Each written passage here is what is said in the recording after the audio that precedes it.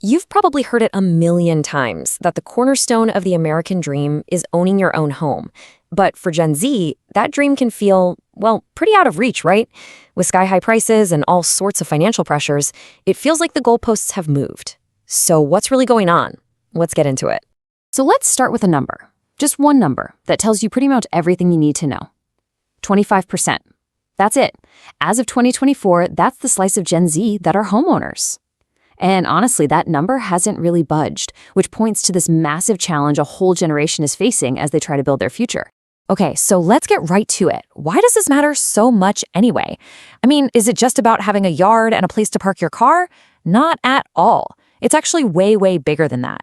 Home ownership is one of the most fundamental ways people build economic stability and create wealth in America. Yeah, this quote really just hits the nail on the head. For the vast majority of Americans, their home is their single biggest asset. It's the primary way families build wealth that can be passed down.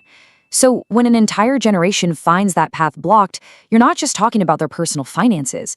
You're talking about a serious threat to upward mobility itself. So what is the single biggest wall that Gen Z keeps running into? I mean, what's the one thing that stops them in their tracks?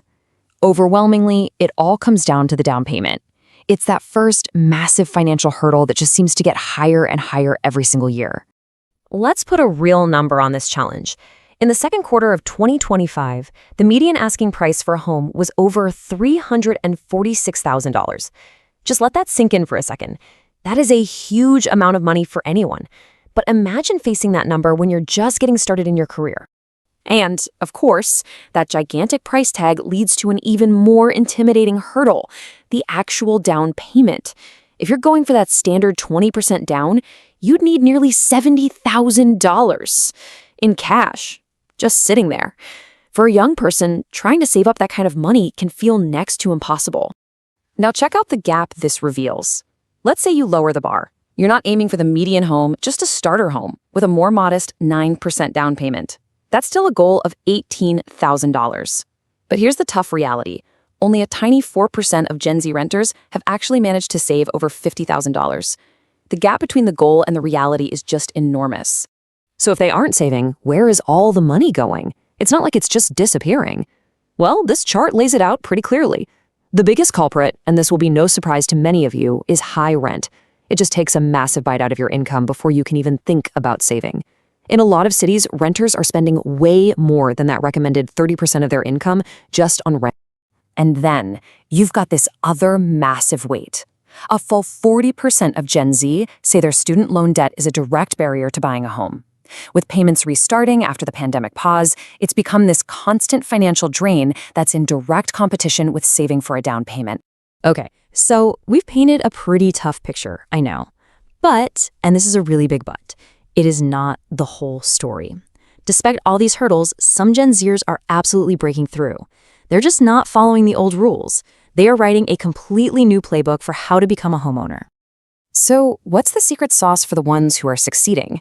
Well, one of the biggest strategies is all about location, location, location. I mean, just look at this chart. The difference in home prices between the national median and what you might find in the Midwest and the South is just massive. By being willing to relocate to more affordable areas, Gen Z buyers are completely changing the financial equation. So this slide basically lays out their playbook in 4 key moves. First, like we just saw, they're relocating to cheaper markets. Second, they're taking on side hustles and second jobs. Third, they're getting some financial help from their families. And fourth, they're making the strategic move to live back at home to save a ton of money. And let's be clear, they are not afraid to hustle. This is pretty incredible. 3 in 10 recent Gen Z homeowners paid for their down payment with money they earned from a second job. That really just shows you the level of determination we're talking about here. They're willing to put in all that extra work to make their goal happen. And we absolutely can't overlook the huge role that family plays in this new playbook. For about 1 in 5, they got direct financial help for their down payment, which can be a total game changer. And almost the same number, 18%, made the really smart move to live with family or friends. Think about it. If you can eliminate rent, your biggest monthly expense, you can stack cash for savings faster than almost any other way. So when you put all of this together, what does it really mean? It means Gen Z is not giving up on the dream of homeownership. Not by long shot. They are just rewriting the rules.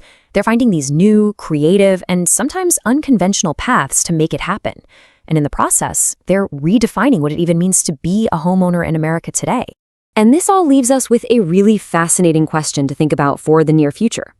As Gen Z keeps pioneering these new paths to ownership, mostly out of necessity, they aren't just buying houses. They're actively reshaping our collective idea of what financial success and the American dream even look like. What will that new dream look like in a few years? Well, that's something we're all going to be watching.